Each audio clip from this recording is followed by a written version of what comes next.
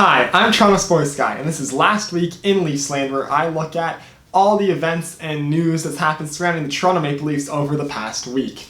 This week was the second half of the preseason for the Leafs, and they started to look a lot better as the week went on after last year, where they were not very good at all in any of the games they played, let's be fully honest. This week was so much better. They were just dominant almost every game. The real turning point was in Montreal when they had the basically AHL squad, the Marlies, going up against the Canadiens, and they had a 3-0 shutout win. And then after that moment, it seems like they kind of separated the AHL from the NHL roster, and both rosters really have just been great in the game that they've played. The AHL guys are fighting their hardest to try and get spots on the team. The NHL guys showing what they can. The guys who are on the fringe trying to stay up. And it just, all around, were many very good games for the Leafs as a whole. So coming into this preseason, the top 9 forwards and the top 4 defensemen were pretty much all settled, and we knew what it was going to be. But looking at the fourth line and the bottom pairing D group, this was where the question marks were and what was going to happen. The fourth line on forward, the Leafs knew that they had players to play there, but we didn't know who was going to be there. And right now it's looking like they're going to have Gauthier and Spezza playing center and wing like interchangeably. And then they've been rotating Timashov and Korshkov on that fourth line left wing position. Both of them are very good options. Honestly, they could keep both of them up to start the season and give a couple of guys a trial run in the NHL at that fourth line left wing spot. But honestly, given how the guys have played in the preseason, whoever goes there is going to have a pretty good time. On the third defensive pairing, the one guy who has just been far and away stand out the best of the bunch to take a spot on that third pairing is the Sandman, Rasmus Sandin. He just absolutely fantastic in the preseason. He was played over 30 minutes the other night, so they're taking a long, hard look at him to see if he's ready for NHL action. And people are saying, and if you watch him play, he controls the game like very few players can. And for a player at that age to be able to control the game like he can, control the pace, the tempo of the game like he does, it's an incredibly rare skill. And he has the potential to be a very, very good defender in this league. And like I said again, Morgan Rielly was 19 when he made his NHL debut, and his development was not hurt at all by it. So Rasmus Sandin getting put into the NHL right now, I don't think it will hurt his development at all. I think he has shown that he's ready for it, at least for a trial until Travis Dermott gets back. And I really do think that the Sandman is going to be on this team, at least for the first couple games of the season. To fill out the 6th and final spot on the D line, they have been looking at Kevin Gravel and Martin Marincin have both played with Sandin during the preseason, and either one of them could potentially go up. Some people have been saying that Marincin's been playing better this preseason, but Martin Marincin has not shown in the past that he is a very good consistent option in the NHL. Timothy Liljegren is an interesting one because I feel like Sandin has been so good this preseason that it's taken away from the fact that Liljegren's also had a pretty good preseason, and Liljegren is a right shot, so he could play on the right side.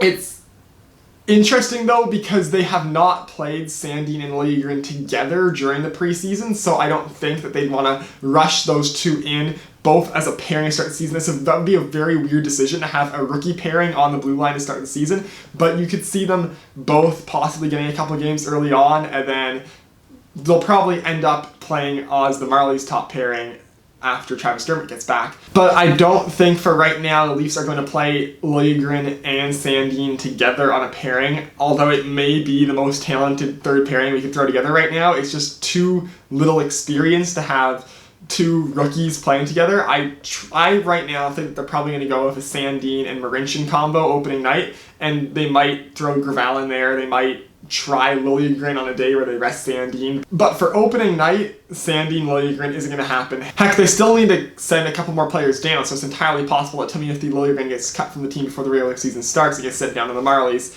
But I truly do think that at some point during this season, we are probably going to see Timothy Liljegren play a regular season NHL game. And in net, it looks like the backup is going to be Michael Hutchinson. So, like, Hutchinson has had some good games in the preseason. He's had some shutouts, and he's has other performances where he lets in like 2 goals and 10 shots, and you're like, oh no. So he has not been very consistent, but he hasn't been terrible. It would be nice to have a better backup goalie in that slot than Michael Hutchinson, but also you can do a lot worse than Michael Hutchinson in that role. However, with the people saying that Freddie's only going to play 55 games, Hutchinson playing 25 to 27 games in a season right now isn't really ideal. I don't know what they're going to do in that spot, but right now Hutchinson's all they got. I mean, Neuwirth was cut from his tryout after he pulled a Neuwirth and said he wasn't going to play in Montreal or something. It was weird. Babcock's not going to do all of that. He was kicked from the team pretty much immediately. But just the fact that they haven't really looked at other options beside Hutchinson. I know Dominic was on waivers, Hal Garrett Sparks was on waivers, Calvin Picker was on waivers, and none of them have been picked up. Maybe the Leafs are actually thinking that Hutchinson is the way to go. I'm not 100% convinced on that, but if he puts together a couple of good performances to start the regular season, maybe things will be okay. If he has a start like Sparks did last year, where the red flags start flying up right in the first couple of games, then we know Babcock's not going to play him if he's not playing well, and then Anderson's just going to get overworked again. So I feel like if Hutchinson doesn't have a good start to the regular season, Dubas is going to probably make a move like that to get a better backup goalie in that role. And now for the probably biggest and most controversial piece of Leafs news from this week. Something that happened off the ice is the Auston Matthews situation. So basically, for those of you who don't know, or if you want a quick recap, Auston Matthews during the summer, I think in May, was in Arizona with his buddies, and he was coming back to his condo at like 2 a.m. in the morning, and the female security guard for his condo was sitting in her car doing paperwork, and Auston Matthews, as a joke, apparently tried to open her car door to see how she'd react if he tried to open her car door, and then when she got out to confront him and his friends for what are you doing? You're 4 guys at night trying to get into a woman's car. He walked away disinterested and pulled down his pants and walked in to his condo building basically in his underwear. It's unfortunate whenever you hear that someone does something like this. And obviously what happened here is Auston Matthews got very drunk one night and made a stupid decision. And that you can't defend that, especially when you're a professional athlete. You have to be careful about the image that you maintain. And for Auston Matthews, yes, you're in your early 20s and you get drunk and do stupid things some nights, but also you make over $11 million a year to be a professional. And this, of course, is not a very professional thing that's happened. It's incredibly disappointing that this has come up, especially right before they were going to announce that he was the captain.